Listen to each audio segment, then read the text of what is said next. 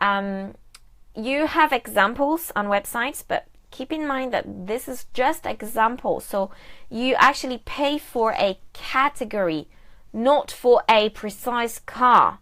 I had so many people telling me, hey, but no, I've got a Twingo on my paper. And I said, no, you have a category A, but the Twingo is just an example to give you an idea of the size of the car and the space you will have in there. And so keep that in mind. What you have on the contract is 99% of the time is just an example. So you have a view of the type of car you will have, the size of car you will have, but not the exact car.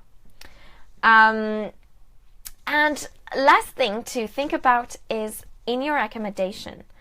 Can you park in your accommodation? This is something so basic, but in some countries you have to pay for the parking. How much is it? If you stay 10 days, are you going to have to pay every single day 10 euros for the car park? Can you park somewhere else?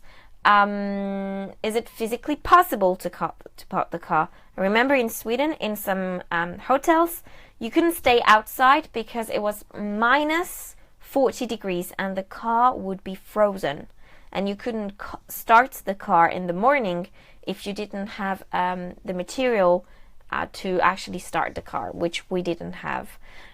So you have to keep that in mind as well. Your accommodation, can you park? Is there a park? Oh, 1, 2, 3. Is there a car park? Is there a garage? Is it do you have to pay for it, or is it free?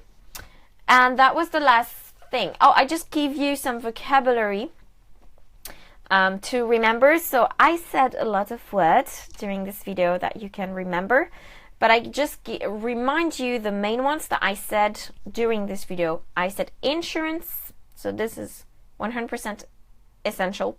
Fully or partially covered. I'm talking about insurance, so fully means everything, partially means just part of it. This is why we say partially.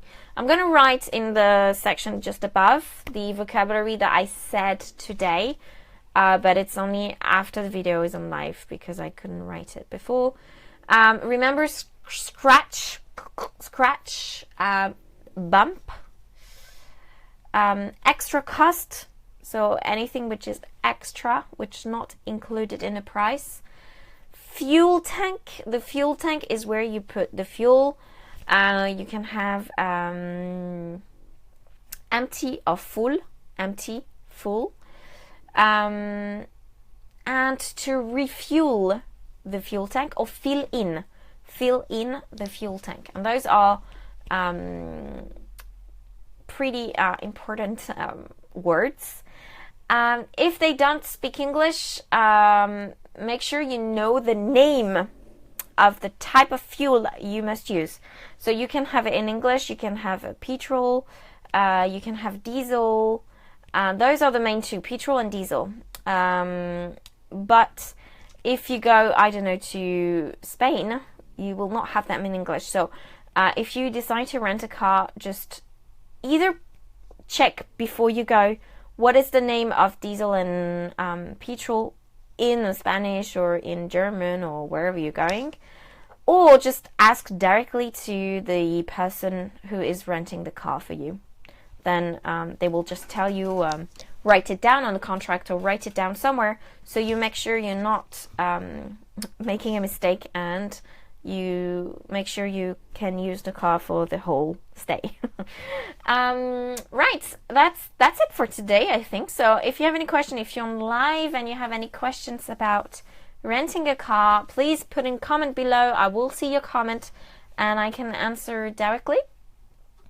And if you don't have any questions, you can still ask them on replay as well. Or if you don't have any questions, I hope I helped you and I gave you vocabulary and useful expressions that you can use for your next trip renting a car. Have an amazing day. I'll see you tomorrow. Tomorrow you're talking about tramways and subways. Functioning, how does it work, system, tips, and vocabulary, as usual. I wish you a great day. Well, great afternoon, because it's 5 o'clock, and I'll see you tomorrow. Bye.